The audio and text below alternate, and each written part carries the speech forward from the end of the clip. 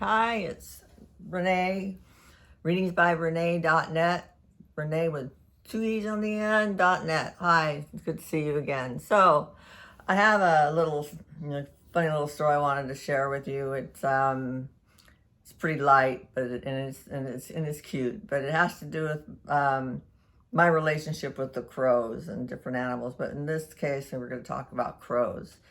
So where we used to live, there used to be a lot of crows, and there was a lot of open space, and those crows are just so smart. They would watch us all the time. So I decided that I wanted to feed them, but I didn't want to feed them near any humans, and I didn't want them to ever get really close to me or anything like that, because I didn't want them to become humanized and something to hurt them or anything like that. So since there was some open space where we lived, every day I would go for a walk with our dogs, and I'd throw out usually some peanuts or something that they like to eat, and so they got used to me coming around, and because I did it every day religiously, right?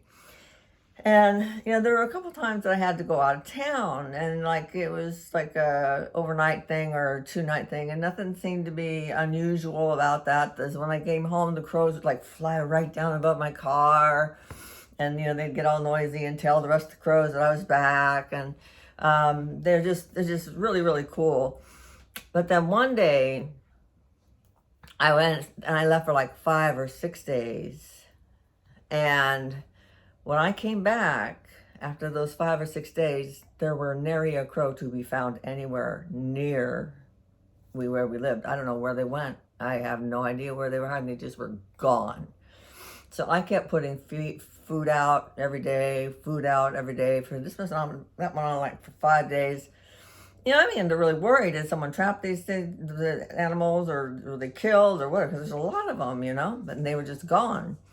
So I was in meditation that night, and I was trying to hook into the crow hive mind, so to speak. And I'm like, "Where are you guys? I'm worried. I'm really, really, really worried. What's going on about this?" And I'm like, sort of talking like this in my head to them, and they go, "Well, how does it feel?" I'm like, "Oh," I mean, and it was like clear as a bell. "Well, how does it feel?"